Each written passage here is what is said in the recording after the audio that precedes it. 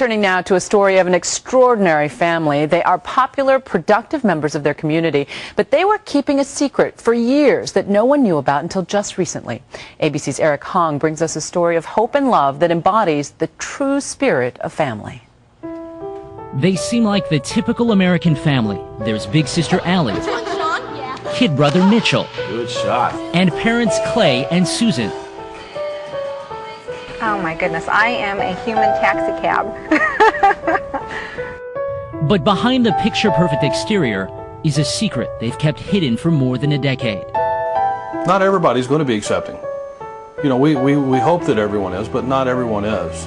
When Allie was 5 and Mitchell was a baby, their health began deteriorating. They were suddenly dying, and no one knew why. You don't want to admit that you're losing your child, but we knew that we were losing our children.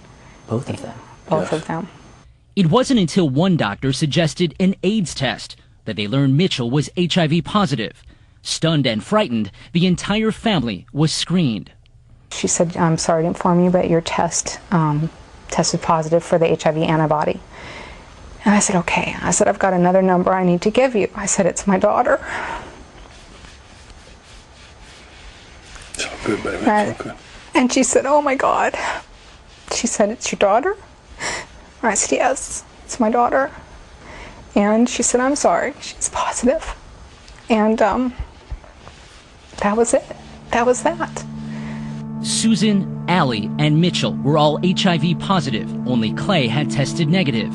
To make sense of it all, Susan delved into her past. Before marrying Clay, she had been engaged to a young man who she thought had died of cancer. Susan now believes he in fact died of an AIDS-related condition and passed the virus onto her. Allie and Mitchell were infected during pregnancy. At the time, expectant mothers were not routinely screened for HIV. And the worst part was, for me, that it was because of me that they had it. That was the hardest part. Newly developed drugs brought Allie and Mitchell back from the brink and put them on the road to health. But the year was 1996, and AIDS carried a stigma that drugs couldn't erase. Clay and Susan remembered what had happened to Ryan White, the young Indiana boy with AIDS, who was ostracized from his town. Who's your best friend? I don't have one. We couldn't. Can't imagine somebody done that to my kid.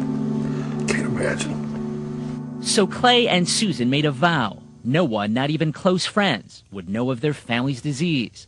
For more than a decade, the truth remained in the shadows.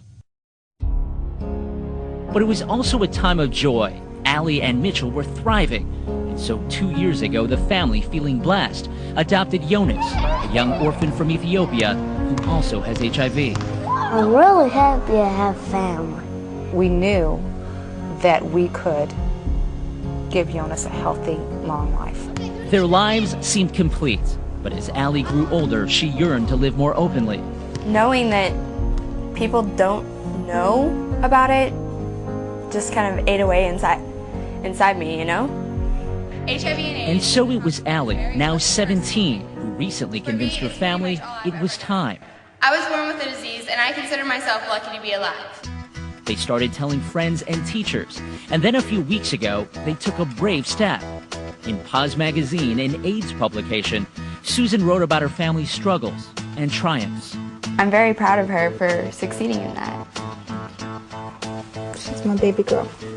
My family's no different than the Leave It to Beavers. The only difference is my family's HIV positive.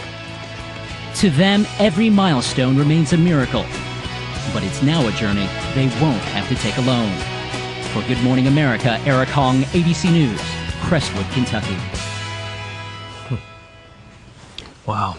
We've come so far from, the days of Magic Johnson. When he revealed his HIV, there was worry that, sweat or blood on the court could infect others. But as we know now, the CDC confirms it's not casually transmitted, as proved by this family. And clearly these kids have plenty of friends and are not afraid of transmission through play and through handshaking and all that. Right, but it also reaffirms that HIV is not a death sentence anymore. These pharmaceuticals, these cocktails, keep people alive, for entire life. But this family, to be able to turn that tragedy into something to raise awareness and teach others, is so it's so wonderful for them to share. They visited us a few weeks ago, came to the studio. It was so great to meet them there. Kudos.